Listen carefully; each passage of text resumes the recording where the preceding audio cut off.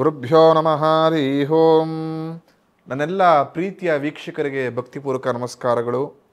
ಎಲ್ಲರೂ ಕ್ಷೇಮವಾಗಿದ್ದೀರಾ ಅಂತೇಳಿ ಭಾವಿಸುತ್ತೇನೆ. ವಾರದ ವಿಶೇಷ ಕಾರ್ಯಕ್ರಮ ವಾರ ಭವಿಷ್ಯ ಕಾರ್ಯಕ್ರಮಕ್ಕೆ ಎಲ್ಲರೂ ಕೂಡ ಪ್ರೀತಿಪೂರ್ವಕ ಸ್ವಾಗತ. ದಿನಾಂಕ 23ನೇ ತಾರೀಕಿಂದ 29ನೇ ತಾರೀಕುವರೆಗೂ ಅಂದರೆ ಒಂದು ವಾರ ನಿಮ್ಮ ಜೀವನದ ಆಗುಹೋಗುಗಳ ಬಗ್ಗೆ ಅಥವಾ ಲಾಭ ನಷ್ಟದ ಬಗ್ಗೆ ತಿಳಿಸಿಕೊಡ್ತೇನೆ. ನೆನಪಿರಲಿ, 29ನೇ ತಾರೀಕು ಶನೈಶ್ಚರ ಮೀನರಾಶಿಗೆ ಪ್ರವೇಶ ಮಾಡತಕ್ಕಂಥದ್ದು. ಅಂದರೆ 30 ವರ್ಷದ ನಂತರ ಶನೈಶ್ಚರ ಮೀನರಾಶಿಗೆ ಬರ್ತಿದ್ದಾನೆ. ಪ್ರಮುಖವಾಗಿ ಮೇಷರಾಶಿಯವರಿಗೆ 7.5 ಪ್ರಾರಂಭವಾಗುತ್ತೆ. ಮಕರ ರಾಶಿಯವರು 7.5ಇಂದ ಮುಕ್ತಾಯವನ್ನಾಗೊಳಿಸ್ಕೊಳ್ತಾರೆ. ಈ ಸಮಯದಲ್ಲಿ ಯಾರು ಶನೈಶ್ಚರನ ಆರಾಧನೆ ಮಾಡುತ್ತಾರೋ ಅವರಿಗೆ ಸಂಪೂರ್ಣ ಕಷ್ಟಗಳು ಕಮ್ಮಿಯಾಗಿ ಸುಖದ ಜೀವನವನ್ನು ಅನುಭವಿಸತಕ್ಕಂಥದ್ದು. ವಿಶೇಷವಾಗಿ ಅವತ್ತು ಅಮಾವಾಸ್ಯೆ ದಿನ, ಪ್ರಮುಖವಾಗಿ ಶನಿವಾರವೇ ಬಂದಿದೆ. ಹಾಗಾಗಿ ಶನೈಶ್ಚರನಿಗೆ ಪ್ರಮುಖವಾಗಿ ತೈಲಾಭಿಷೇಕವನ್ನು ಮಾಡಿಸಿ ಅಥವಾ ಶಿವನನ್ನು ಆಂಜನೇಯನ ಪ್ರಾರ್ಥನೆ ಮಾಡ್ಕೊಳ್ಳಿ. ಖಂಡಿತವಾಗಿಯೂ ಮಕರ ರಾಶಿಯವರು ಸಂಪೂರ್ಣವಾಗಿ ಒಳ್ಳೆ ಫಲವನ್ನು ಪಡೆಯತಕ್ಕಂಥದ್ದು. ಕುಂಭ, ಮೀನ, ಮೇಷರಾಶಿಯವರು ಬರತಕ್ಕಂಥ ಸಮಸ್ಯೆಗಳನ್ನು ಸ್ವಲ್ಪ ಮಟ್ಟಿಗಾದರೂ ದೂರ ಮಾಡ್ಕೊಳ್ಬಹುದು ಅಂತ ಹೇಳಿ. ಮೊದಲನೆಯ ರಾಶಿ ಮೇಷರಾಶಿ. ಈ ಮೇಷರಾಶಿಯವರಿಗೆ ಇಂದಿನ 2 ವಾರ ಹೋಲಿಸ್ಕೊಂಡ್ರೆ ಈ ವಾರ ಕೊಂಚ ಮಟ್ಟಿಗೆ ಪ್ರಗತಿ ಕಮ್ಮಿ ಆಗ್ತಾ ಬರ್ತಿರುತ್ತೆ. ಆಲ್ರೆಡಿ ನಿಮ್ಗೆ ಗೊತ್ತಾಗ್ತಿರ್ಬೋದು, ನಿಮಗೆ ಮುಂದಿನ ವಾರದಿಂದ 7.5 ಪ್ರಾರಂಭವಾಗುತ್ತೆ. ತುಂಬ ಜನಕ್ಕೆ ಒಂದು ಡೌಟ್ ಅಥವಾ ಅನುಮಾನ ಇದೆ, ಈ 7.5 ಅಂದ್ರೆ ಏನು? ಜೀವನ 7.5 ವರ್ಷ ಕಷ್ಟದಲ್ಲೇ ಕೂಡಿರುತ್ತಾ? ಇಡೀ 7.5 ವರ್ಷ ದುಃಖದಿಂದ ಗೊತ್ತಿಲ್ಲ ಅಭಿವೃದ್ಧಿನೇ ಮರ್ತು ಬಿಡ್ಬೇಕಾ ಅಂತ ತುಂಬ ಜನಕ್ಕೆ ಟೆನ್ಷನ್ಸ್ ಇದೆ. ತುಂಬ ಜನ ಕಾಲ್ ಮಾಡ್ತಿರ್ತಾರೆ, ಗುರುಗಳೇ ನನಗೆ ಸಿಂಹ ರಾಶಿ ನಂದು ಅಷ್ಟಮ ಶನಿ ಪ್ರಾರಂಭ ಆಗುತ್ತಂತೆ, ನಂದು ವೃಶ್ಚಿಕ ರಾಶಿ ಪಂಚಮ ಶನಿ ಅಂತೆ, ನಂದು ಮೀನ ರಾಶಿ ನನ್ನ ನಕ್ಷತ್ರಕ್ಕೆ ಶನೈಶ್ಚರ ಬರೋದ್ರಿಂದ ನಂಗೆ ತುಂಬ ಕಷ್ಟ ಆಗತ್ತಂತೆ. ತುಂಬ ಜನ ಕಾಲ್ ಮಾಡ್ತಿರ್ತಾರೆ, ಕೇಳ್ತಿರ್ತಾರೆ. ಹಾಗಾಗಿ ಮುಂದಿನ ಸಂಚಿಕೆಯಲ್ಲಿ ಶನೈಶ್ಚರ ಯಾವ ರಾಶಿಯವರಿಗೆ ಯಾವ ಫಲವನ್ನು ಕೊಡತಕ್ಕಂಥದ್ದು, ಪ್ರಮುಖವಾಗಿ ಮೇಷರಾಶಿಯವರು ಈ ಸರಳ ಉಪಾಯವನ್ನು ನೀವೇನಾರು ಮಾಡಿದ್ರೆ 7.5 ವರ್ಷ ಯಾವ ರೀತಿ ನೆಮ್ಮದಿಯ ಸುಖಕರ ಜೀವನವನ್ನು ನಡೆಸ್ಕೊಳ್ಬೋದು ಅಂತ ತಿಳಿಸ್ಕೊಡ್ತೇನೆ. ಮೇಷರಾಶಿಯವರಿಗೆ ಈ ವಾರ ಕೆಲಸಗಳಲ್ಲಿ ಸ್ವಲ್ಪ ಹಿಂಬಡ್ತಿ ಆಗತ್ತೆ. ಅಂದರೆ ಪ್ರಮುಖವಾಗಿ ಮಾಡತಕ್ಕಂಥ ಕೆಲಸದಲ್ಲಿ ರೆಕಗ್ನೈಸೇಷನ್ ಸಿಗೋದಿಲ್ಲ. ಸಣ್ಣ ಪುಟ್ಟ ವಿಚಾರಕ್ಕೂ ನಿಮ್ಮನ್ನು ಗೊಂದಲದ ಗೂಡನಾಗಿ ಮಾಡಿಸ್ಕೊಳ್ತಾರೆ. ಜೊತೆಗೆ ತುಚ್ಚು ಮಾತುಗಳಿಂದ ಮನಸ್ಸಿಗೆ ಸ್ವಲ್ಪ ಮಟ್ಟಿಗೆ ಬೇಜಾರಾಗುತ್ತೆ. ಪ್ರಮುಖವಾಗಿ ಈ ವಾರ ನೀವೇನಾರು ನಾನು ಶೇರು ಮಾರ್ಕೆಟಲ್ಲಿ ಇನ್ವೆಸ್ಟ್ ಮಾಡಬೇಕು ಅಂತಿದ್ರೆ ಅಥವಾ ಹೊಸ ಭೂಮಿಯನ್ನು ಪರ್ಚೇಸ್ ಮಾಡಬೇಕು ಅಂತಿದ್ರೆ ಯಾವುದೇ ಕಾರಣಕ್ಕೂ ಈ ವಾರ ಭೂಮಿ ವಿಚಾರದಲ್ಲಾಗಿರ್ಬೋದು ಅಥವಾ ಷೇರು ಮಾರ್ಕೆಟಲ್ಲಾಗಿರ್ಬೋದು ಯಾವುದೇ ಹಣವನ್ನು ಇನ್ವೆಸ್ಟ್ ಮಾಡಬೇಡಿ. ಇಲ್ಲ ಗೊತ್ತಿಲ್ಲದೋ ಲಾಭಕ್ಕಿಂತ ಸಮಸ್ಯೆಗೀಡಾಗ್ತೀರಾ. ನೀವು ಇನ್ವೆಸ್ಟ್ ಮಾಡತಕ್ಕಂಥ ಹಣವನ್ನು ರಿಟರ್ನ್ ತೆಗೆದುಕೊಳ್ಳೋದೇ ನಿಮ್ಗೆ ಕಷ್ಟ ಆಗಿಬಿಡತ್ತೆ ಅಂತ. ಈ ವಾರ ವಿದ್ಯಾರ್ಥಿಗಳು ಸ್ವಲ್ಪ ಮಟ್ಟಿಗೆ ಶ್ರಮವನ್ನು ವಹಿಸಿ ಕೆಲಸ ಮಾಡತಕ್ಕಂಥದ್ದು. ನೀವೆಷ್ಟು ಶ್ರಮ ಆಗ್ತಾ ಹೋಗ್ತೀರೋ ಅಷ್ಟು ನಿಮಗೆ ಲಾಭ ಜಾಸ್ತಿ ಆಗ್ತಾ ಹೋಗುತ್ತೆ ಅಂತ. ಈ ವಾರ ಪ್ರಮುಖವಾಗಿ ಬೀದಿ ವ್ಯಾಪಾರಿಗಳಿಗೆ, ಅದು ಹಾಲು, ತರಕಾರಿ, ಹಣ್ಣು, ಹೂಗಳನ್ನು ಯಾರು ವ್ಯಾಪಾರ ಮಾಡ್ತಿರ್ತಾರೋ ಮೇಷರಾಶಿಯವರಿಗೆ ಅವರಿಗೆ ಲಾಭ ಜಾಸ್ತಿಯೇ ಸಿಗುತ್ತೆ. ಪ್ರಮುಖವಾಗಿ ಯಾರು ಸರ್ಕಾರಿ ಅಧಿಕಾರಿಗಳಿರ್ತಾರೋ ಈ ವಾರ ಸ್ವಲ್ಪ ಮಟ್ಟಿಗೆ ಜಾಗ್ರತೆಯಿಂದ ನೀವು ಮಾಡತಕ್ಕಂಥ ಉದ್ಯೋಗದಲ್ಲಿರತಕ್ಕಂಥದ್ದು. ಇಲ್ಲ ಗೊತ್ತಿಲ್ಲದೋ ಮೇಲಿನ ಅಧಿಕಾರಿಗಳಿಂದ ಒಂದಷ್ಟು ಅಪಕೀರ್ತಿಯೋ ಅಥವಾ ಒಂದಷ್ಟು ಸ್ಥಳದಿಂದ ಬೇರೆ ಸ್ಥಳಕ್ಕೆ ವರ್ಗಾವಣೆಯನ್ನು ಮಾಡಿಸ್ಕೊಳ್ಳತಕ್ಕಂಥದ್ದು ಸ್ವಲ್ಪ ಕೆಲಸಗಳು ಹಿಂದೆ ಮುಂದೆ ಆಗಿಬಿಡುತ್ತೆ. ಹಾಗಾಗಿ ಸ್ವಲ್ಪ ಜಾಗ್ರತೆಯಿಂದ ಕೆಲಸವನ್ನು ಮಾಡಿ. ಅದೇ ರೀತಿ ಈ ವಾರ ಗೊತ್ತಿಲ್ಲದೋ ಯಾವುದೇ ಕಾರಣಕ್ಕೂ ಯಾರಿಗೂ ಕೂಡ ಸಾಲವನ್ನು ಕೊಡಬೇಡಿ. ಪ್ರಮುಖವಾಗಿ ಈ ಸಲ ಈ ವಾರ ಏನಾರು ಸಾಲ ಕೊಟ್ಟರೆ ಮೇಷರಾಶಿಯವರು ಇನ್ನು 6.5-7 ವರ್ಷ ಗೊತ್ತಿಲ್ಲದೋ ಆ ಸಾಲವನ್ನು ಈಸ್ಕೊಳ್ಳೋಷ್ಟರಲ್ಲಿ ನಿಮಗೆ ಸಾಕಾಗ್ಬಿಟ್ಟಿರುತ್ತೆ. ಹಾಗಾಗಿ ಯಾವುದೇ ಕಾರಣಕ್ಕೂ ಸಾಲಗಳನ್ನು ಕೊಡಬೇಡಿ. ಆಮೇಲೆ ತುಂಬ ಜನಕ್ಕೆ ಒಂದು ಅನುಮಾನ ಇರುತ್ತೆ, ಈ 7.5 ಪ್ರಾರಂಭ ಮಾಡೋಕ್ಕಿಂತ ಮುಂಚೆ ನಾನು ಸ್ವಲ್ಪ ಸಾಲಗಳನ್ನು ಮಾಡಿಕೊಂಡ್ರೆ ಶನೈಶ್ಚರ ಅವನು 7.5 ಪ್ರಾರಂಭವಾಗಿ 1.5-2 ವರ್ಷದಲ್ಲಿ ಸಾಲ ತೀರಿಸ್ಬಿಡ್ತಾನೆ ಅಂತ. ಖಂಡಿತ ಹೌದು. ಮೇಷರಾಶಿಯರು ಪ್ರಮುಖವಾಗಿ ನಾನು ಬ್ಯಾಂಕ್ ಲೋನ್ಗಳನ್ನು ತೆಗೆದುಕೊಳ್ತಿದ್ದೀನಿ, ಪ್ರಮುಖವಾಗಿ ಕಾರಿನ ಲೋನ್ಗಳನ್ನು ತೆಗೆದುಕೊಳ್ತಾ ಇದ್ದೀನಿ, ಅಥವಾ ಒಂದು ಕಬ್ಬಿಣದ ವಸ್ತುಗಳಿಗೆ ಒಂದು ಲೋನನ್ನು ತೆಗೆದುಕೊಳ್ತಾ ಇದ್ದೀನಿ ಅಂತಂದರೆ ಖಂಡಿತ ಮಾಡ್ಕೊಳ್ಳಿ. ಆ ಭಗವಂತನ ಅನುಗ್ರಹದಿಂದ ವಿತಿನ್ 1.5 ಅಥವಾ 2 ವರ್ಷದೊಳಗೆ ಖಂಡಿತವಾಗಿ ಇರತಕ್ಕಂಥ ಅಷ್ಟು ಸಾಲ ಬಾಧೆಗಳು ನಿವಾರಣೆಯಾಗಿ ಆ ಶನೈಶ್ವರನ ಅನುಗ್ರಹದಿಂದ ಒಳ್ಳೆಯದಾಗತ್ತೆ. ತಿಳಿದಿರಲಿ, 7.5 ಪ್ರಾರಂಭ ಆಗಿದ ನಂತರ ಸಾಲ ಮಾಡಿಕೊಂಡ್ರೆ ಅದನ್ನು ತೀರಿಸೋಷ್ಟರಲ್ಲಿ ಜೀವನ ಸಾಕಾಗೋಗುತ್ತೆ. ಹಾಗಾಗಿ ಆ ಥರದ್ದು ಏನಾರು ನಾನು ಸಾಲಗಳನ್ನು ಮಾಡಿಕೊಳ್ಬೇಕು, ಮನೆಯನ್ನು ಪರ್ಚೇಸ್ ಮಾಡಬೇಕು, ಅಥವಾ ಯಾವ್ದಾರ ಒಂದಷ್ಟು ಇಂಡಸ್ಟ್ರಿಗಳಿಗೆ ಇನ್ವೆಸ್ಟ್ ಮಾಡಬೇಕು ಅಂತಿದ್ರೆ ಸ್ವಲ್ಪ ಮಟ್ಟಿಗೆ ಈಗ ಮಾಡಿಕೊಂಡ್ರೆ ಸೂಕ್ತ. 7.5 ನಂತರ ಎಲ್ಲವೂ ಕೂಡ ಹಿಂದೆ ಮುಂದೆ ಆಗಿಬಿಡತ್ತೆ ಅಂಥೇಳಿ ಆದಷ್ಟು ಶಿವನ ಆರಾಧನೆ ಮಾಡಿ ಖಂಡಿತ ಒಳಿತಾಗತ್ತೆ. ಅದೇ ರೀತಿ ಈ ಶನಿವಾರ ಶನೀಶ್ವರ ಸ್ವಾಮಿ ದೇವಸ್ಥಾನಕ್ಕೆ ಹೋಗಿ ಒಂದು ನಮಸ್ಕಾರವನ್ನು ಮಾಡ್ಕೊಂಡು ಬನ್ನಿ. ಶಕ್ತಿನುಸಾರವಾದರೆ ತೈಲಾಭಿಷೇಕವನ್ನು ಸ್ವಾಮಿಗೆ ಮಾಡಿ ಆ ಭಗವಂತ ಒಳಿತನ್ನೇ ಮಾಡಿಕೊಡ್ತಾನೆ. ನಿಮ್ಮ ಅದೃಷ್ಟ ಸಂಖ್ಯೆ 6. ಮುಂದಿನ ರಾಶಿ ವೃಷಭ ರಾಶಿ. ವೃಷಭ ರಾಶಿಯವರಿಗೆ ಈ ವಾರ ಪ್ರಮುಖವಾಗಿ ಮಾಡತಕ್ಕಂಥ ಅಷ್ಟೂ ಕೆಲಸದಲ್ಲೂ ಒಂದಷ್ಟು ಪ್ರಗತಿ ಸಿಗುತ್ತೆ. ವಾರದ ಕೊನೆಯ ಭಾಗದಲ್ಲಿ ಆ ಪ್ರಗತಿ ಕಮ್ಮಿ ಆಗ್ತಾ ಬರುತ್ತಿರುತ್ತೆ. ನಿಮಗೆ ಅನಿಸ್ಬಿಡುತ್ತೆ ಈ ವಾರ ಪ್ರಗತಿ ಉತ್ತುಂಗಕ್ಕೆ ಹೋಗ್ತಾ ಇದ್ದೀನಿ, ಒಳ್ಳೆ ಲಾಭ ಅಪೇಕ್ಷೆ ಮಾಡ್ಬೋದಪ್ಪ ಈ ವಾರದ ಅಂತ್ಯ ಭಾಗದಲ್ಲಿ ಅಂತ ಅಂದ್ಕೊಂಡು ತುಂಬ ಚೆನ್ನಾಗಿ ಮುನ್ನುಗ್ತಿರ್ತೀರ, ಅಷ್ಟು ಶ್ರಮವನ್ನು ಮಾಡಿ ಪಟ್ಟಿ ಕೆಲಸವನ್ನು ಮಾಡ್ತಿರ್ತೀರ. ಆದರೆ ಗೊತ್ತಿಲ್ಲದೋ ವಾರದ ಅಂಚಿಗೆ ಹೋದಾಗ ಸ್ವಲ್ಪ ಲಾಭ ಕಮ್ಮಿ ಆಗ್ತಾ ಬರುತ್ತೆ, ನಿಮಗೆ ನಿರಾಸೆ ಆಗುತ್ತೆ. ಎಷ್ಟೆಲ್ಲ ಶ್ರಮಪಟ್ಟೆ, ವಾರದ ಅಂತ್ಯದಲ್ಲಿ ಹಬ್ಬದ ದಿನಗಳಲ್ಲಿ ಏನೋ ಒಂದಷ್ಟು ಲಾಭಗಳಾಗ್ಬೋದು, ಒಳ್ಳೆ ಯಶಸ್ಸು ಸಿಗ್ಬೋದು, ಅಥವಾ ಒಂದಷ್ಟು ಮೊತ್ತವನ್ನು ಜೀವನಕ್ಕೆ ಉಪಯೋಗಿಸ್ಕೊಳ್ಳಲು ಒಂದು ಸ್ವಲ್ಪ ಸಹಾಯವಾಗುತ್ತೆ. ಆದರೆ ಗೊತ್ತಿಲ್ಲವೋ ಆ ದಾರಿ ಕಡೆ ನಾನು ಸಾಕ್ತಾ ಇಲ್ವಲ್ಲ ಅಂತ ಮನಸ್ಸಿಗೆ ಗೊಂದಲವೂ ಆಗುತ್ತೆ, ಮತ್ತು ಒಂದಷ್ಟು ಬೇಜಾರಾಗುತ್ತೆ. ಯಾವುದೇ ಕಾರಣಕ್ಕೂ ಬೇಜಾರು ಮಾಡ್ಕೊಳ್ಬೇಡಿ, ಗೊಂದಲಕ್ಕೊಳಗಾಗಬೇಡಿ. ಭಗವಂತನ ಅನುಗ್ರಹ ಮುಂದಿನ 2.5 ವರ್ಷಗಳ ತುಂಬ ಚೆನ್ನಾಗಿರುತ್ತೆ. ಅಂದರೆ ಶನೀಶ್ವರ ಸ್ಥಾನ ಪಲ್ಲಟದಿಂದ ವೃಷಭ ರಾಶಿಯವರಿಗೆ ಜಾಕ್ಪಾಟ್ ಅಂತಲೇ ಹೇಳ್ಬೋದು. ಅಂದರೆ ಗೊತ್ತಿಲ್ಲದೋ ಇನ್ನು 2.5 ವರ್ಷ ಮುಟ್ಟಿದೆಲ್ಲವೂ ಕೂಡ ಚಿನ್ನವಾಗುತ್ತೆ. ಹಾಗಾಗಿ ಈ ವಾರ ಸ್ವಲ್ಪ ಏರಿಳಿತ ಇರುತ್ತೆ ಕೆಲಸ ಕಾರ್ಯಗಳಲ್ಲಿ. ಅದನ್ನು ಸ್ವಲ್ಪ ತಲೆಗೆ ಹಚ್ಕೊಳ್ಳದೆ ಆರಾಮ್ಸೆ ಇದ್ದರೆ ಮುಂದಿನ ಅಷ್ಟೂ ದಿನ ಅಥವಾ ವರ್ಷ ಲಾಭದಾಯಕ ವರ್ಷವಾಗಿರುತ್ತೆ ಅಂತ. ಈ ವಾರ ಭೂಮಿ ವಿಚಾರದಲ್ಲಿ ನಾನು ಖರೀದಿಸಬೇಕು ಅಂತಿದ್ರೆ, ಅಥವಾ ಇರತಕ್ಕಂಥ ಹೊಲ ಭೂಮಿ ಗದ್ದೆಯನ್ನು ಯಾರಿಗಾರು ಮಾರಾಟ ಮಾಡಬೇಕು ಅಂದರೆ ಖಂಡಿತ ಮಾರಕ್ಕೆ ಹೋಗಬೇಡಿ. ಕೊಂಚ ಮಟ್ಟಿಗೆ 15 ದಿನ ಅಥವಾ 1 ತಿಂಗಳು ವೆಯ್ಟ್ ಮಾಡಿ. ನೀವೇನು ದುಡ್ಡನ್ನು ಮಾರಬೇಕು ಅಂತ ಅಂದ್ಕೊಂಡಿರ ಅದಕ್ಕಿಂತ ಯಥೇಚ್ಛವಾಗಿ ಆ ಭೂಮಿ ವ್ಯಾಪಾರವಾಗುತ್ತೆ, ಲಾಭ ಜಾಸ್ತಿ ನೋಡ್ತೀರಾ ಅಂಥೇಳಿ.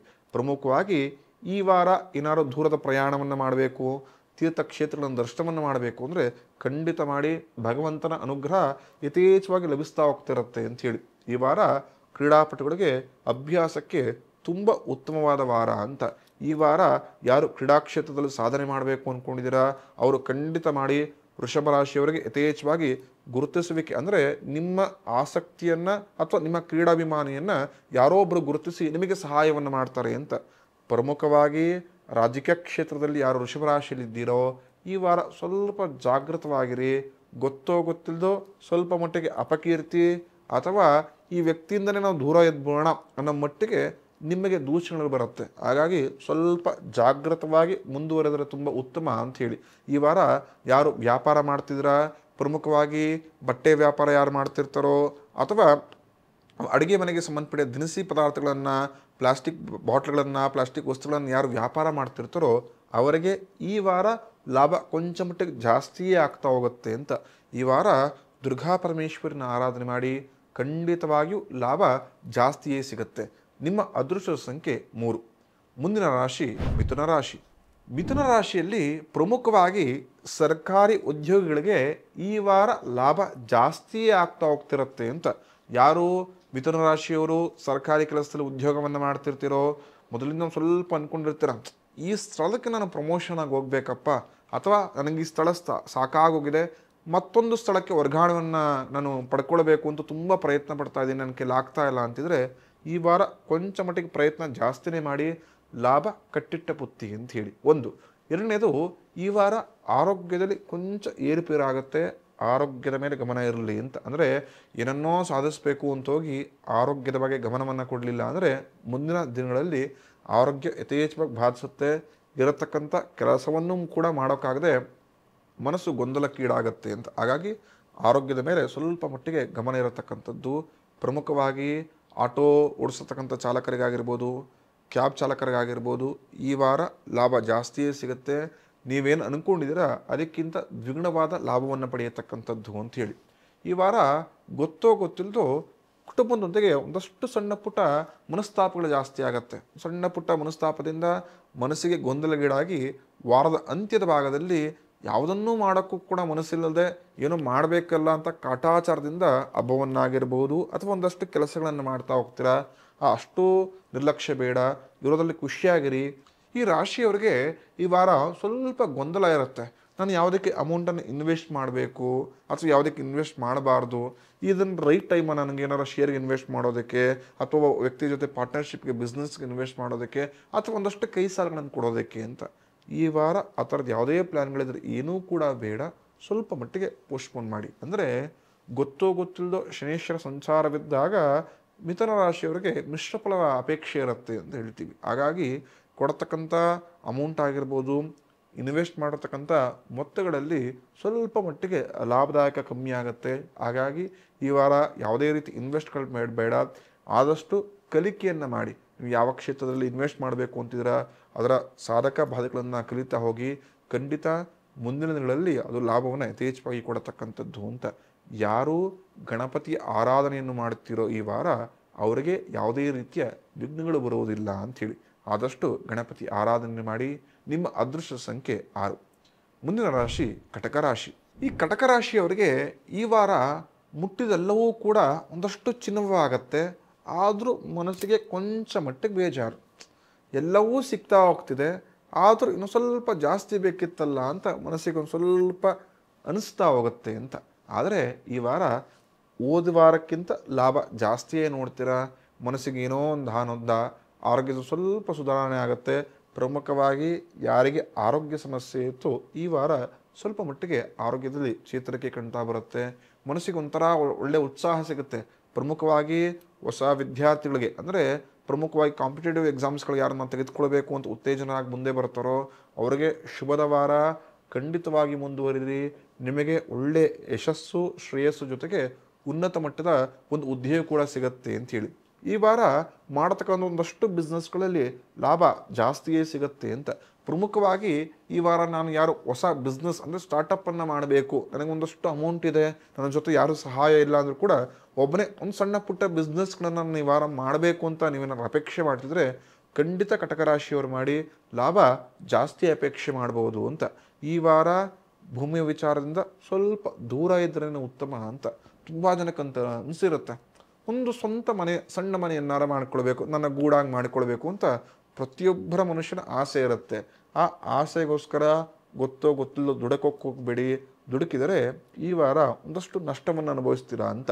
ಸ್ವಂತ ಮನೆಗಳನ್ನು ತೆಗೆದುಕೊಳ್ಬೇಕು ಅಥವಾ ಸ್ವಂತ ಒಂದು ಜಾಗವನ್ನು ಮಾಡಿಕೊಳ್ಬೇಕು ಅಂತಿದ್ರೆ ಈ ವಾರ ಅದಕ್ಕೆ ಸೂಕ್ತ ಸಮಯವಲ್ಲ. ಮುಂದಿನ ವಾರ ತೆಗೆದುಕೊಂಡ್ರೆ ತುಂಬ ಉತ್ತಮ.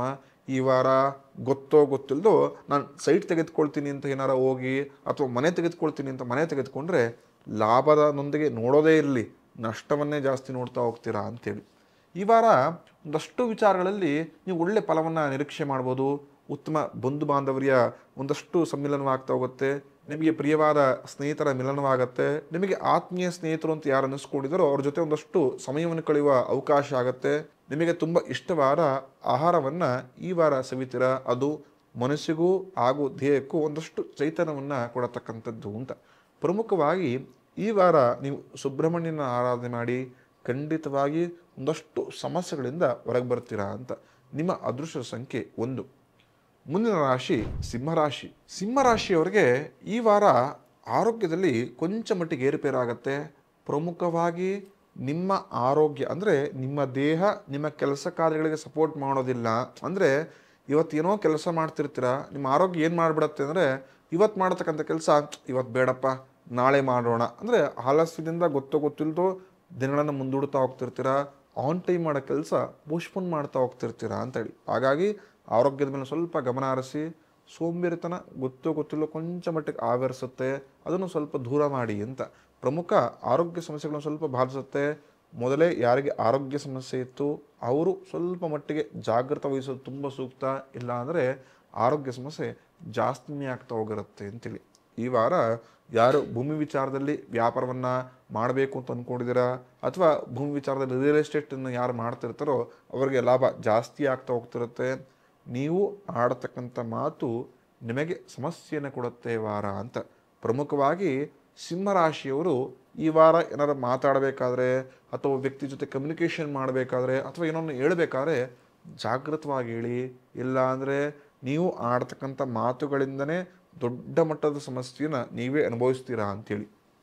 ತುಂಬ ಜನಕ್ಕೆ ಅಂದ್ಕೊಳ್ತಿರ್ತೀರ, ನಂದು ಸಿಂಹ ರಾಶಿ ಇದೆ ಗುರುಗಳೇ, ಅಷ್ಟಮ ಶನಿ ಅಂತ ತುಂಬ ಜನ ಎದುರಿಸ್ತಾ ಇದ್ದಾರೆ, ನಮ್ಮ ಮೊದಲೇ ಆರೋಗ್ಯ ಸಮಸ್ಯೆ ಕ್ಷೀಣಿಸ್ತಾ ಇದೆ, ಆರೋಗ್ಯ ಸಮಸ್ಯೆ ಸ್ವಲ್ಪ ಹಿಂದೆ ಮುಂದೆ ಆಗ್ತಾ ಇದೆ, ಅದರಲ್ಲೂ ಕೂಡ ನಮಗೆ ಅಷ್ಟಮ ಶನಿ ಬಂದಾಗ ಆರೋಗ್ಯ ಸಮಸ್ಯೆ ತುಂಬ ಜಾಸ್ತಿ ಆಗುತ್ತೆ, ಏನು ಮಾಡ್ಬೋದು ಅಂತ ತುಂಬ ಜನ ಆಲ್ರೆಡಿ ಕೇಳಕ್ಕೆ ಶುರು ಮಾಡಿದ್ದೀರ. ಹಾಗಾಗಿ ಯಾವುದೇ ರೀತಿ ಭಯಪಡೋ ಅವಶ್ಯಕತೆ ಏನಿಲ್ಲ. ಪ್ರಮುಖವಾಗಿ ಶಿವನ ಆರಾಧನೆ ಮಾಡಿ. ಎಷ್ಟು ಅನುಕೂಲವಾಗುತ್ತೋ ಶಿವನ ಸ್ವಾಮಿ ದೇವಸ್ಥಾನಕ್ಕೆ ಹೋಗಿ ಶಕ್ತಿನುಸಾರ ಒಂದು ಪೂಜೆ ಮಾಡೋದಾಗಿರ್ಬೋದು, ಶಿವನಿಗೆ ರುದ್ರಾಭಿಷೇಕ ಮಾಡಿಸೋದಾಗಿರ್ಬೋದು. ನಿಮಗೆ ಅಷ್ಟೂ ಶಕ್ತಿ ಆಗ್ತಾ ಇಲ್ವಾ, ಯಾರು ಹಸಿದವರಿರ್ತಾರೋ ಅಥವಾ ಬಡವರಿರ್ತಾರೋ ಅವರಿಗೆ ಶಕ್ತಿ ಅನುಸಾರ ಹಾಲನ್ನು ದಾನವನ್ನಾಗಿ ಕೊಡಿ. ಖಂಡಿತವಾಗಿಯೂ ಆರೋಗ್ಯ ವೃದ್ಧಿ ಆಗ್ತಾ ಹೋಗ್ತಿರತ್ತೆ ಅಂಥೇಳಿ. ಈ ವಾರ ನೀವೇನಾದ್ರು ವ್ಯಾಪಾರವನ್ನು ಮಾಡಬೇಕು ಅಂದ್ಕೊಂಡಿದ್ದೀರ, ಅದು ಪ್ರಮುಖವಾಗಿ ಜ್ಯುವೆಲ್ಸ್ ವ್ಯಾಪಾರ ಮಾಡಬೇಕು ಅಂದ್ಕೊಂಡಿದ್ದೀರಾ ಅಥವಾ ವ್ಯಾಪಾರ ಮಾಡ್ತಾ ಇದ್ದರೆ ಇನ್ವೆಸ್ಟ್ ಜಾಸ್ತಿ ಮಾಡಿ, ಮುಂದಿನ ದಿನಗಳಲ್ಲಿ ಲಾಭ ಯಥೇಚ್ಛವಾಗಿ ಸಿಗ್ತಾ ಬರುತ್ತೆ ಅಂಥೇಳಿ. ಪ್ರಮುಖವಾಗಿ ಈ ವಾರ ನೀವು ಯಾವುದೇ ಉದ್ಯೋಗವನ್ನು ಮಾಡಿದ್ರೂ ಕೂಡ ಲಾಭ ಜಾಸ್ತಿ, ಆದರೆ ನೀವು ತೆಗೆದುಕೊಳ್ಳತಕ್ಕಂಥ ನಿರ್ಧಾರದ ಮೇಲೆ ಆ ಲಾಭ ನಿರ್ಧಾರವಾಗಿರುತ್ತೆ. ಅಂದರೆ ಮನಸ್ಸನ್ನು ಚಂಚಲವನ್ನು ಮಾಡಿಕೊಂಡು ಆಡ್ತಕ್ಕಂಥ ಮಾತನ್ನು ಎಡವಟ್ಟು ಮಾಡಿಕೊಂಡ್ರೆ ಲಾಭ ಕೊಂಚ ಮಟ್ಟಿಗೆ ಕಮ್ಮಿಯೇ ಆಗತ್ತೆ ಅಂತ. ಹಾಗಾಗಿ ಆಡ್ತಕ್ಕಂಥ ಮಾತು ಅಥವಾ ನಡೆದುಕೊಳ್ತಕ್ಕಂಥ ಒಂದಷ್ಟು ಕ್ರಿಯೆಗಳು ಶಿಸ್ತುಬದ್ಧವಾಗಿದ್ದರೆ ಸ್ವಲ್ಪ ಮಟ್ಟಿಗೆ ಲಾಭ ಜಾಸ್ತಿ ಸಿಗುತ್ತೆ, ಇಲ್ಲ ಅಂದರೆ ಸಮಸ್ಯೆಗೆ ನೀವೇ ಈಡಾಗ್ತೀರಾ ಅಂಥೇಳಿ. ನೀವು ಆದಷ್ಟು ಗುರು ರಾಘವೇಂದ್ರ ಸ್ವಾಮಿಯ ದರ್ಶನ ಅಥವಾ ಸೇವೆಯನ್ನು ಮಾಡಿ ಲಾಭ ಜಾಸ್ತಿಯೇ ಸಿಗುತ್ತೆ ಅಂತ. ನಿಮ್ಮ ಅದೃಷ್ಟ ಸಂಖ್ಯೆ 3. ಮುಂದಿನ ರಾಶಿ ಕನ್ಯಾ ರಾಶಿ. ಕನ್ಯಾ ರಾಶಿಯವರಿಗೆ ಈ ವಾರ ಮಾಡತಕ್ಕಂಥ ಅಷ್ಟೋ ಕೆಲಸದಲ್ಲೂ ದಿಗ್ವಿಜಯ ಕಟ್ಟಿಟ್ಟ ಬುತ್ತಿ. ಅಂದರೆ ನೀವೇನೇ ಒಳ್ಳೆ ಕೆಲಸ ಮಾಡಬೇಕು ಅಂತಿದ್ರೆ, ಒಳ್ಳೆ ಸ್ಟಾರ್ಟಪ್ ಮಾಡಬೇಕು ಅಂತಿದ್ರೆ, ಅಥವಾ ನಾನು ಶ್ರಮವನ್ನು ವಹಿಸಿ ಒಂದಷ್ಟು ಕೆಲಸವನ್ನು ಮಾಡ್ತೀನಿ ಅಂದರೆ ನಿಮಗೆ ಶುಭದ ವಾರ.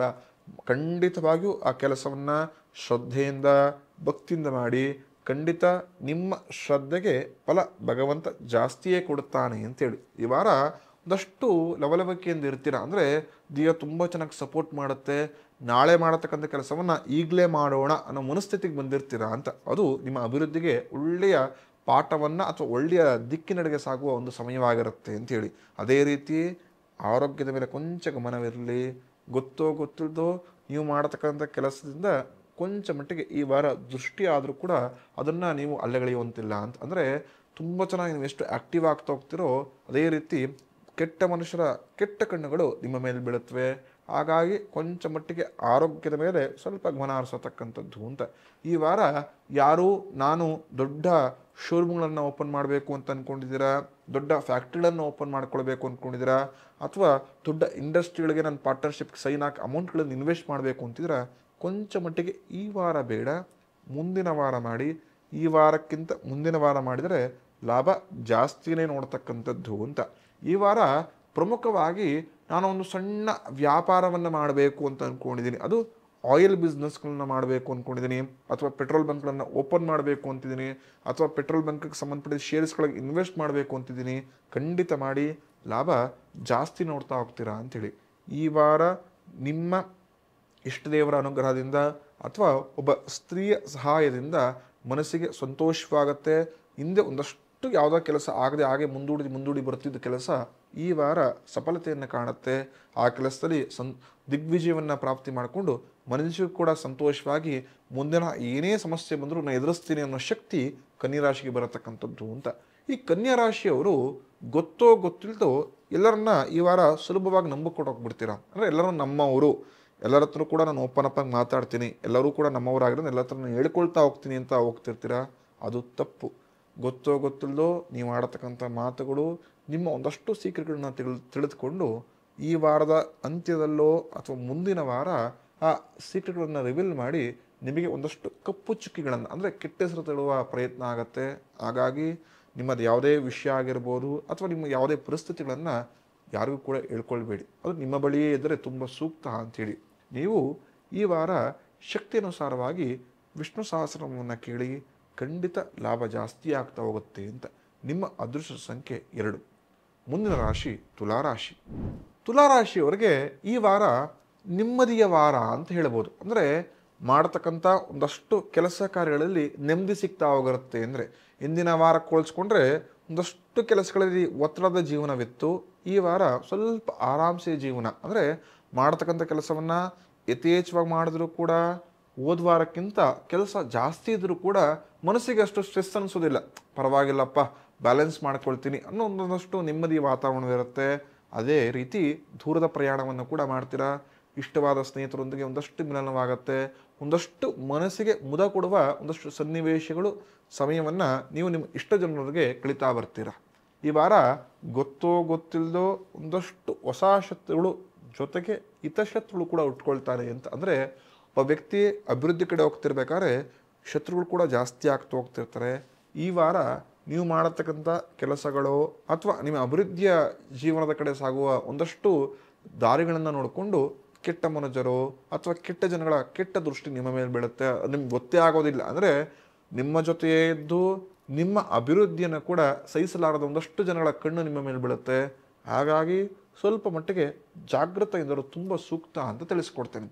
ಪ್ರಮುಖವಾಗಿ ಈ ವಾರ ಯಾರು ಸಿನಿಮಾ ಕ್ಷೇತ್ರಗಳಲ್ಲಿ ಪಾದಾರ್ಪಣೆಯನ್ನು ಮಾಡಬೇಕು ಅಂದ್ಕೊಂಡಿದ್ದೀರಾ, ರಂಗಭೂಮಿ ಕಲಾವಿದರಾಗಬೇಕು ಅಂತ ಅಂದ್ಕೊಂಡಿದ್ದೀರಾ, ಅಥವಾ ಕಲಾಕ್ಷೇತ್ರದಲ್ಲಿ ಏನಾದ್ರು ಸಾಧನೆ ಮಾಡಬೇಕಪ್ಪ, ನಾನೊಂದು ಸಂಗೀತವನ್ನು ಕಲಿಬೇಕು, ಒಂದು ಭರತನಾಟ್ಯವನ್ನು ಕಲಿಬೇಕು, ಅಥವಾ ನಾನು ಒಳ್ಳೆ ಹೀರೋ ಆಗಬೇಕು ಅಂತ ಒಂದಷ್ಟು ನಟನಾ ಶಾಲೆಗಳಿಗೆ ಹೋಗಿ ಕಲಿಬೇಕು, ಅಭ್ಯಾಸವನ್ನು ಮಾಡಬೇಕು, ಅಥವಾ ಫೋಟೋಗ್ರಾಫಿಗಳನ್ನು ಅಥವಾ ವಿಡಿಯೋ ಎಡಿಟಿಂಗ್ಗಳನ್ನು ಕಲಿಬೇಕು, ಸೇರ್ಕೊಳ್ಬೇಕು ಅಂದ್ಕೊಂಡಿದ್ದೀರಾ, ಕೊಂಚ ಮಟ್ಟಿಗೆ ಈ ಒಂದು ವಾರ ಸ್ವಲ್ಪ ಅದನ್ನು ಪೋಸ್ಟ್ಪೋನ್ ಮಾಡೋದು ಸೂಕ್ತ.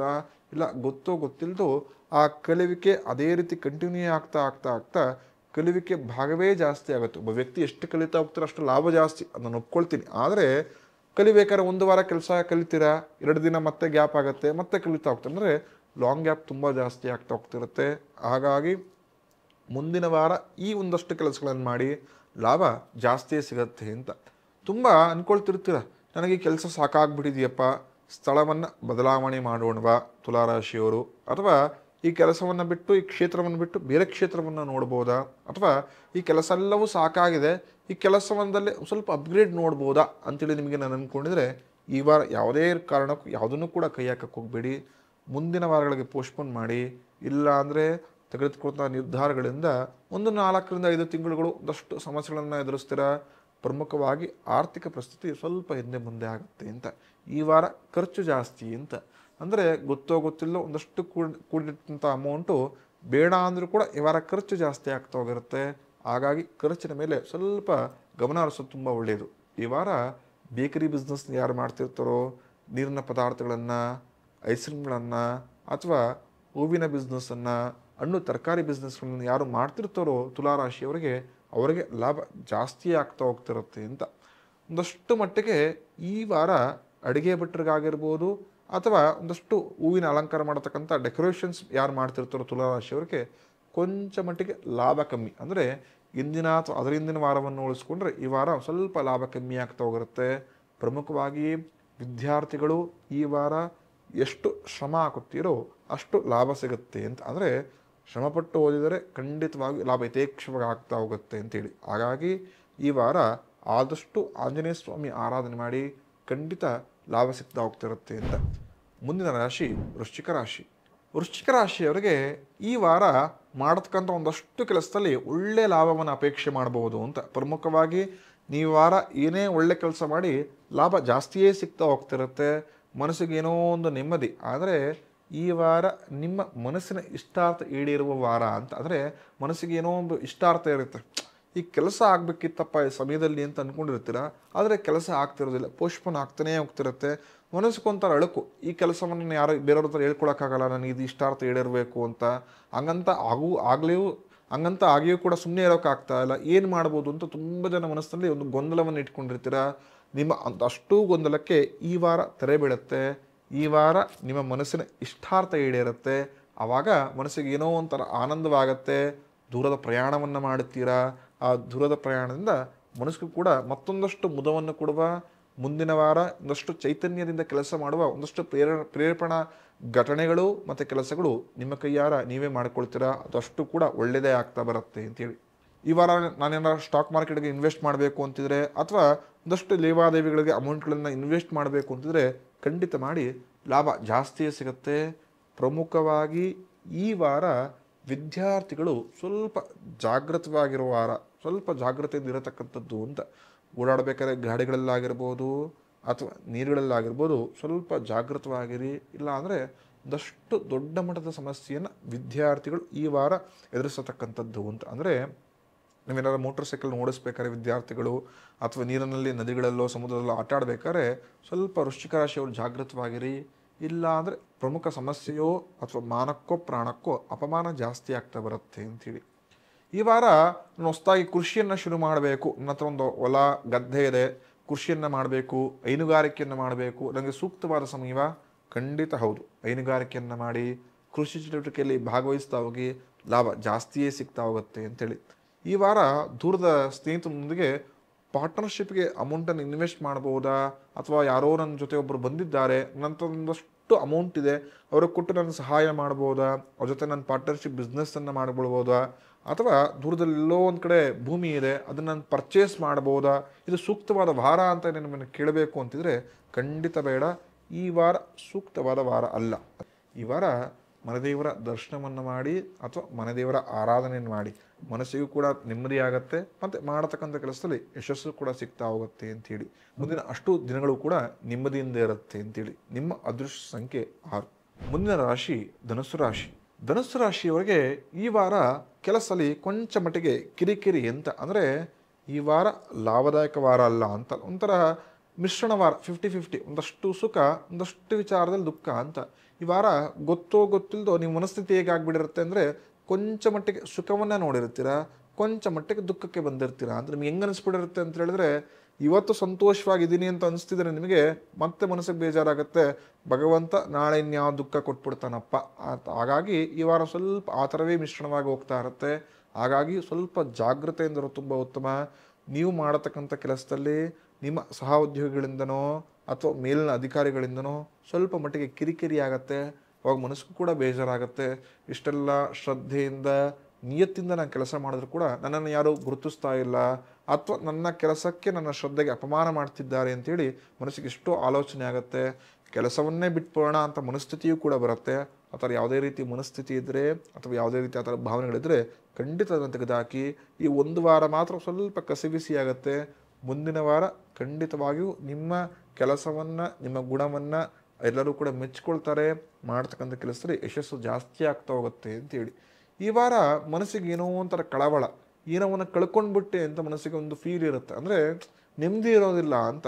ತುಂಬ ಜನಕ್ಕೆ ಈ ವಿಚಾರದಲ್ಲಿ ತುಂಬ ಗೊಂದಲ ಇದೆ. ಅಂದರೆ ತುಂಬ ಜನ ಆಡು ಭಾಷೆಯಲ್ಲಿ ಹೇಳ್ತಿರ್ತಾರೆ, ಭಗವಂತ ನಂಗೆ ಎಲ್ಲವನ್ನೂ ಕೊಟ್ಟ ನೆಮ್ಮದಿಯನ್ನು ಕೊಡಲಿಲ್ಲ ಅಂತ. ಅಂದರೆ ನೆಮ್ಮದಿ ಎಲ್ಲೂ ಕೂಡ ಸಿಗೋದಿಲ್ಲ, ಅದು ನಮ್ಮ ಬಳಿಯೇ ಇರುತ್ತೆ. ಇರತಕ್ಕಂಥ ಜೀವನದಲ್ಲಿ ಇರೋದನ್ನೇ ಭಗವಂತ ಚೆನ್ನಾಗಿ ಕೊಟ್ಟಿದ್ದನಪ್ಪ. ಅಂದರೆ ತುಂಬ ಜನಕ್ಕೊಂದು ಕೆಟ್ಟ ಭಾವನೆ ಏನು ಅಂತ ಹೇಳಿದ್ರೆ ಕಂಪ್ಯಾರಿಸಮ್. ಅಂದರೆ ನಾವು ಯಾವಾಗಲೂ ಕೂಡ ನಮಗಿಂತ ಮೇಲಿರೋ ಭಾಗವನ್ನು ಕಂಪೇರ್ ಮಾಡಿಕೊಂಡು ಅವ್ರು ತುಂಬ ಚೆನ್ನಾಗಿದ್ದಾರಪ್ಪ, ಭಗವಂತ ನನಗೇನು ಕೊಟ್ಟಿಲ್ಲ, ಅವ್ರು ತುಂಬ ಒಳ್ಳೊಳ್ಳೆ ಕಾರ್ಗಳಲ್ಲಿ ಓಡಾಡ್ತಾರೆ, ನನಗೇನು ಇಲ್ಲ, ನಡ್ಕೊಂಡು ಓಡಾಡ್ತಿದ್ದೀನಿ, ತುಂಬ ಅವ್ರು ಒಳ್ಳೊಳ್ಳೆ ಐಷಾರಾಮಿ ವಸ್ತುಗಳನ್ನು ಯೂಸ್ ಮಾಡ್ತಿದ್ದಾರೆ, ನಮ್ದಷ್ಟು ವಸ್ತುಗಳನ್ನು ಯೂಸ್ ಮಾಡ್ತಿಲ್ಲ. ಈ ಥರ ಕಂಪೇರ್ ಮಾಡಿ ಮಾಡಿ ಮಾಡಿ ಏನು ಅನ್ಕೊಂಡ್ಬಿಟ್ಟಿದ್ರೆ ನಮ್ಮನ್ನು ನಾವೇ ಏನೋ ಕಳ್ಕೊಂಡ್ಬಿಟ್ಟಿದ್ದೀವಿ ಅನ್ನೋ ಮನೋಭಾವದಲ್ಲಿ ಬಂದ್ಬಿಡ್ತೀರಾ. ಆ ಥರ ಯಾವುದೇ ತಪ್ಪು ಭಾವನೆ ಬೇಡ. ಕಂಪ್ಯಾರಿಸಮ್ ಹೇಗಿರಬೇಕು ಅಂದರೆ, ಒಬ್ಬ ವ್ಯಕ್ತಿ ಅಭಿವೃದ್ಧಿ ಆಗ್ತಾ ಇದ್ದಾನೆ ಅಂದರೆ ಆ ವ್ಯಕ್ತಿ ಥರ ನಾನು ಯಾವಾಗ ಅಭಿವೃದ್ಧಿ ಆಗೋದು, ಆ ಥರ ಧನಾತ್ಮಕ ಶಕ್ತಿಗಳಲ್ಲಿ, ಧನಾತ್ಮಕ ಚಿಂತನೆಗಳಲ್ಲಿ ಮಾತ್ರ ನಿಮಗೆ ಕಂಪ್ಯಾರಿಸಮ್ ಇರಬೇಕು. ನೀವು ನಿಮಗಿಂತ ಕೆಳಭಾಗದಲ್ಲಿ ನೋಡಿ, ಭಗವಂತ ನಿಮಗೆ ಸ್ಕೂಟರನ್ನು ಕೊಟ್ಟಿದ್ರೆ ಎಷ್ಟೋ ಜನಕ್ಕೆ ನಡೆಯಲು ಕೂಡ ಕಾಲನ್ನು ಕೊಟ್ಟಿಲ್ಲ. ಅವರಷ್ಟು ಜನಕ್ಕೆ ಹೋಲಿಸ್ಕೊಂಡ್ರೆ ನೀವು ಒಂದಷ್ಟು ಉತ್ತಮದ ಪರಿಸ್ಥಿತಿಯಲ್ಲಿದ್ದೀರಾ. ಅಂದರೆ ನಿಮ್ಮ ಜೀವನವನ್ನು ನೀವು ಪರವಾಗಿಲ್ಲ, ಭಗವಂತ ನಾನು ಕೊಟ್ಟಿರೋದ್ರಲ್ಲಿ ನಾನು ನೆಮ್ಮದಿಯಾಗಿದ್ದೀನಿ ಅಂತ ಅಂದ್ಕೊಂಡ್ರೆ ಖಂಡಿತ ನಿಮ್ಮ ಜೊತೆ ನೆಮ್ಮದಿ ಇರುತ್ತೆ. ಇಲ್ಲ ಅಂದರೆ ನೆಮ್ಮದಿಗೋಸ್ಕರನೇ ಇರತಕ್ಕಂಥ ಅಷ್ಟುವನ್ನು ಕಳೆದುಕೊಂಡು ಓಡಾಡುವ ಪರಿಸ್ಥಿತಿ, ಅಂದರೆ ತಿರುಗಾಡೋ ಪರಿಸ್ಥಿತಿ ಬಂದ್ಬಿಡುತ್ತೆ. ಜಾಗ್ರತೆಯಿಂದ ತುಂಬ ಉತ್ತಮ ಅಂತೀವಿ. ಈ ವಾರ ಮಾಡ್ತಕ್ಕಂಥ ಅಷ್ಟೂ ಬಿಸ್ನೆಸ್ಗಳಲ್ಲಿ ಲಾಭ ಕೊಂಚ ಮಟ್ಟಿಗೆ ಕಮ್ಮಿ ಇರುತ್ತೆ. ಆದರೆ ವಾರದ ಕೊನೆಯ ಭಾಗದಲ್ಲಿ ಸ್ವಲ್ಪ ಮಟ್ಟಿಗೆ ಲಾಭವನ್ನು ಅಪೇಕ್ಷೆ ಮಾಡತಕ್ಕಂಥದ್ದು ಅಂತ.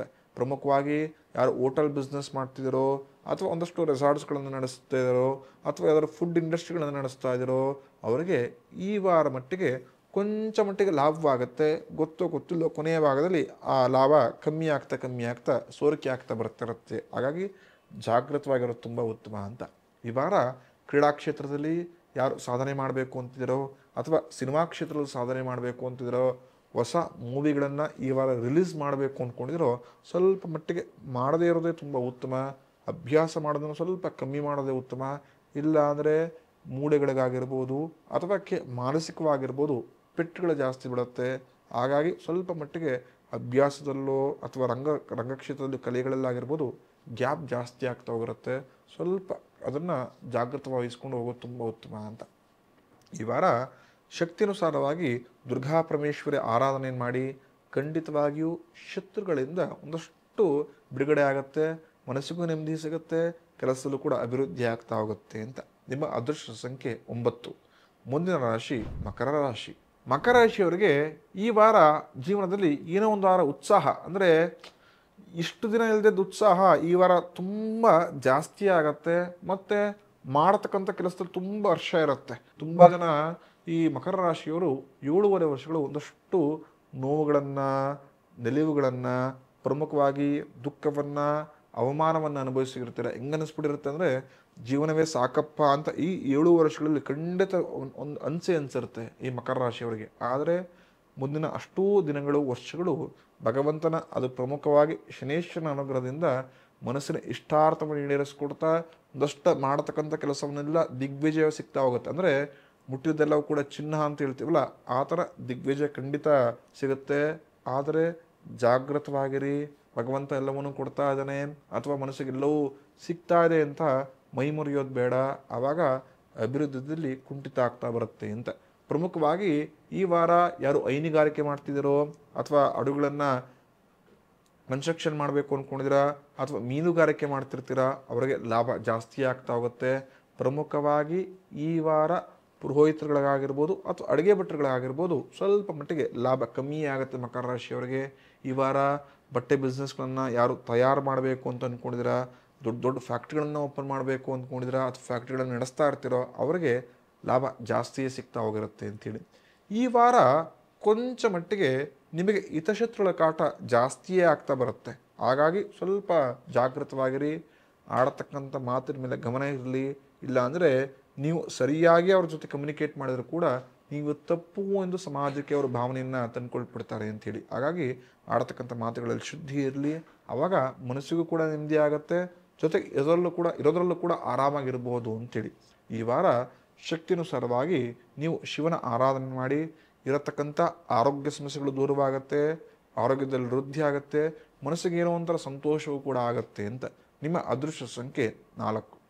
ಮುಂದಿನ ರಾಶಿ ಕುಂಭರಾಶಿ. ಈ ಕುಂಭರಾಶಿಯವರಿಗೆ ಈ ವಾರ ಮಾಡತಕ್ಕಂಥ ಅಷ್ಟೂ ಕೆಲಸಗಳು ಮಂದಗತಿಯಾಗಿ ಸಾಗ್ತಾ ಹೋಗಿರುತ್ತೆ. ಅಂದರೆ ನಾಳೆ ಆಗೋ ಕೆಲಸ ನಾಳಿದ್ದಾಗೋ ಕೆಲಸ ಮುಂದಿನ ವಾರ ಅಂತ. ಅಂದರೆ ಪೋಸ್ಟ್ಪೋನ್ ಆಗ್ತಾನೇ ಹೋಗ್ತಾ ಇರುತ್ತೆ. ನಿಮಗೆ ಏನು ಅನಿಸ್ಬಿಡುತ್ತೆ ಅಂದರೆ ಕೆಲಸವೇ ಆಗ್ತಾ ಇಲ್ವಲ್ಲಪ್ಪ, ಕೆಲಸ ಮಾಡೋದು ಸುಮ್ಮನೆ ಹಾಗೆ ಎದ್ಬಿಡೋಣ ಈ ವಾರ ಅಂತ ಮನಸ್ಥಿತಿಗೆ ಬಂದುಬಿಡ್ತೀರಾ ಅಂತ. ಹಾಗಾಗಿ ಆ ಥರದ್ದು ಯಾವುದೇ ಮನಸ್ಥಿತಿ ಬಂದರೆ ಅದನ್ನು ದೂರ ಮಾಡಿ. ಮಾಡ್ತಕ್ಕಂಥ ಕೆಲಸ ಶ್ರದ್ಧೆ ಇರಲಿ. ಫಲ ಇವತ್ತಿಲ್ಲ ಅಂದರೆ ನಾಳೆ ಖಂಡಿತ ಸಿಗ್ತಾ ಹೋಗಿರುತ್ತೆ ಅಂಥೇಳಿ. ಈ ವಾರ ಮನಸ್ಸನ್ನು ಜಾಗೃತವಾಗಿ ಕೇಂದ್ರೀಕೃತವಾಗಿ ಇಡಿಸ್ಕೊಳ್ಳಿ. ಅಂದರೆ ಮನಸ್ಸನ್ನು ತುಂಬ ಜನ ಗೊಂದಲವನ್ನು ಮಾಡಿಬಿಡ್ತಾರೆ. ಅದನ್ನು ಸರಿ, ಇದನ್ನು ತಪ್ಪು, ಮಾಡತಕ್ಕಂಥ ಕೆಲಸವೇ ಸರಿ ಇಲ್ಲ, ಹೋಗತಕ್ಕಂಥ ದಾರಿಯೇ ಸರಿ ಇಲ್ಲ ಅಂತ ಹೇಳಿ ನೀವು ಏನನ್ನು ಮಾಡಬೇಕು ಅಂತ ಅಂದ್ಕೊಂಡಿದ್ರೆ ಅದನ್ನೆಲ್ಲ ಬಿಟ್ಟು ಕನ್ಫ್ಯೂಸ್ ಮಾಡಿ ಬೇರೆ ಕ್ಷೇತ್ರ ಕಡೆ ವಾಲ್ಸೋ ಥರ ಮಾಡಿಬಿಡ್ತಾರೆ. ಅದು ನಿಮ್ಮ ಭವಿಷ್ಯಕ್ಕೆ ತೊಂದರೆ ಆಗುತ್ತೆ. ಮಾಡತಕ್ಕಂಥ ಕೆಲಸದ ಮೇಲೆ ನೀವು ತೆಗೆದುಕೊಳ್ತಕ್ಕಂಥ ನಿರ್ಧಾರದ ಮೇಲೆ ಧೈರ್ಯವಾಗಿ ಸ್ಥಿರವಾಗಿ ಅದರ ಮೇಲೆ ಗಮನ ಹರಿಸಿ. ಖಂಡಿತ ಲಾಭ ಜಾಸ್ತಿ ಸಿಗುತ್ತೆ ಅಂತ.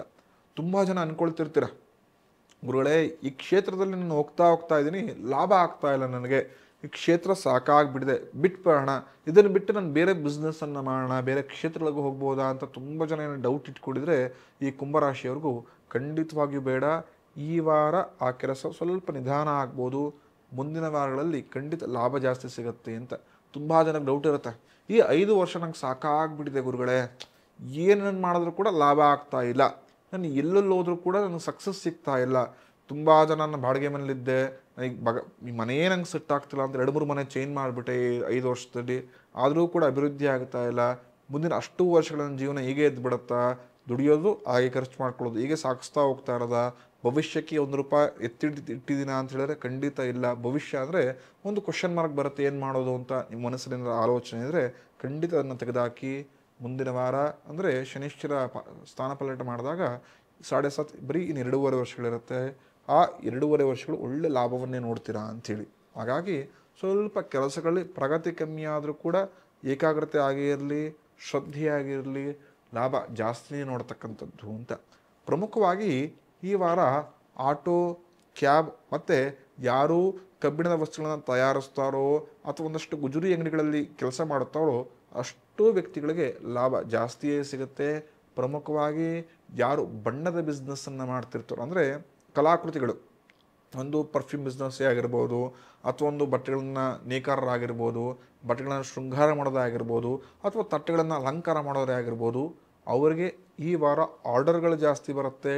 ಲಾಭದಾಯಕ ಅಲ್ಲ, ಆದರೆ ಮುಂದಿನಗಳಲ್ಲಿ ಈ ವಾರ ಬಂದಿರತಕ್ಕಂಥ ಆರ್ಡರ್ಗಳಿಂದ ಲಾಭ ಜಾಸ್ತಿನೇ ನೋಡತಕ್ಕಂಥದ್ದು. ಅಂದರೆ ಭವಿಷ್ಯ ಚೆನ್ನಾಗಿದೆ, ಇವತ್ತಿಗೆ ಭಗವಂತ ದುಡ್ಡನ್ನು ಕೊಡ್ತಿಲ್ಲ ಅಂದರೆ ಭವಿಷ್ಯದಲ್ಲಿ ಈ ವಾರದ ಸಹಿತವಾಗಿ ಕೊಡ್ತಾನೆ ಅಂತೇಳಿ. ಹಾಗಾಗಿ ಸ್ವಲ್ಪ ಮಟ್ಟಿಗೆ ಜಾಗ್ರತೆಯಿಂದ ತಾಳ್ಮೆ ಇರೋದು ತುಂಬ ಲೇಸ್ ಅಂತ ಹೇಳಿ ಹೇಳ್ತೇನೆ.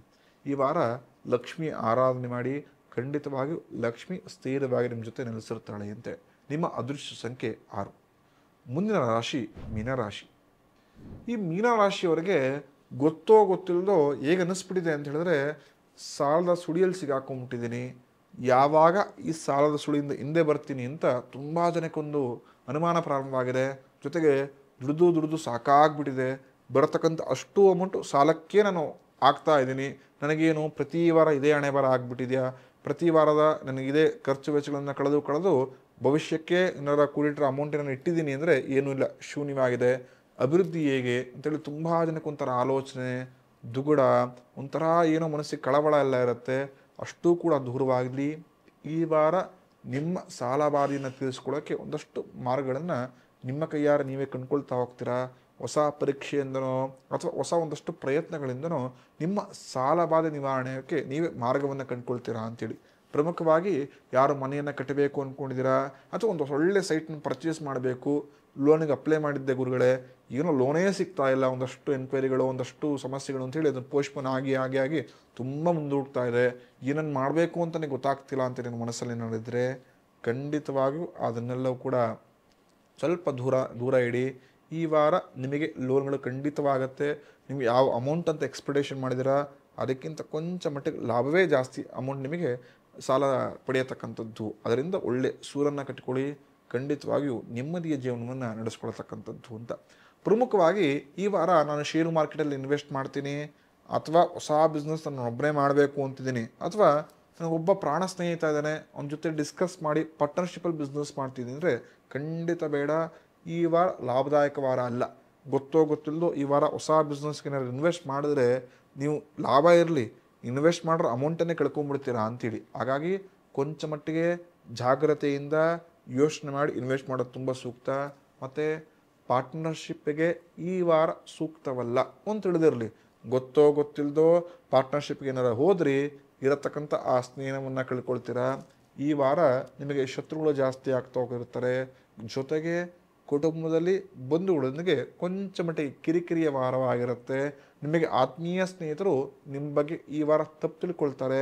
ಹಾಗಾಗಿ ಸ್ವಲ್ಪ ಮಟ್ಟಿಗೆ ಆಡತಕ್ಕಂಥ ಮಾತುಗಳಲ್ಲಿ ಅಥವಾ ಸ್ವಲ್ಪ ನಡವಳಿಕೆಯಲ್ಲಿ ಸ್ವಲ್ಪ ಸೂಕ್ಷ್ಮವಾಗಿ ಜಾಗೃತೆಯಿಂದ ತುಂಬ ಸೂಕ್ತ.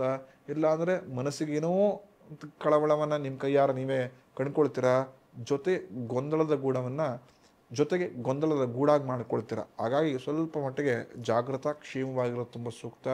ಈ ವಾರ ಯಾರಿಗಾರ ಸಾಲ ಕೊಡಬೇಕು ಅಂತಿದ್ರೆ ಅಥವಾ ಈ ವಾರ ಸಾಲವನ್ನು ತೀರಿಸಬೇಕು ಅಂತಿದ್ರೆ ಕೊಂಚ ಮಟ್ಟಿಗೆ ಬೇಡ, ಮುಂದಿನ ವಾರ ತೀರಿಸಿ ಅಥವಾ ಮುಂದಿನ ವಾರ ಕೊಡಿ ಸಾಲವನ್ನು. ಖಂಡಿತ ಲಾಭ ಜಾಸ್ತಿ ಸಿಗುತ್ತೆ. ಇನ್ಯಾವುದೇ ಕಾರಣಕ್ಕೂ ಸಾಲವನ್ನೇ ಮಾಡೋದಿಲ್ಲ. ಗೊತ್ತಿಲ್ಲದೋ 10,000 ಯಾವುದೇ ಇದೆಯಪ್ಪ ಕೊಟ್ಬಿಟ್ರೆ ಋಣಮುಕ್ತನಾಗ್ಬೋಣ ಅಂಥೇಳಿ ಕೊಟ್ಬಿಟ್ರೋ ಗೊತ್ತಿಲ್ಲದೋ ಮತ್ತೆ ಅದರ ನಾಳೆ ಇನ್ಯಾವುದೋ ವಿಚಾರಕ್ಕೆ ಅಮೌಂಟ್ ಬೇಕಾಗತ್ತೆ, ಮತ್ತೆ ಸಾಲ ಮಾಡೋ ಪರಿಸ್ಥಿತಿ ಬರುತ್ತೆ ಅಂಥೇಳಿ. ಹಾಗಾಗಿ ಸ್ವಲ್ಪ ಮಟ್ಟಿಗೆ ಸಾಲ ಬಾಧೆಗಳಿಂದ ನಿವಾರಣೆಯನ್ನು ಮುಂದಿನ ವಾರದಿಂದ ವಿಮುಕ್ತಿಯಾಗಿ ಲಾಭ ಕಟ್ಟಿಟ್ಟ ಬುತ್ತಿ. ಈ ವಾರ ಗುರು ರಾಘವೇಂದ್ರನ ಆರಾಧನೆ ಮಾಡಿ ಅಥವಾ ಆ ಸ್ವಾಮಿಯ ದರ್ಶನವನ್ನು ಮಾಡಿ ಮನಸ್ಸಿಗೇನೋ ನೆಮ್ಮದಿ, ಜೊತೆಗೆ ಮುಂದಿನ ವಾರ ಲಾಭದ ವಾರಕ್ಕೆ ಹೋಗುವ ಒಂದಷ್ಟು ಪ್ರಯತ್ನಗಳನ್ನು ಮಾರ್ಗವನ್ನು ನೀವೇ ಕಂಡುಕೊಳ್ತೀರಾ ಅಂಥೇಳಿ.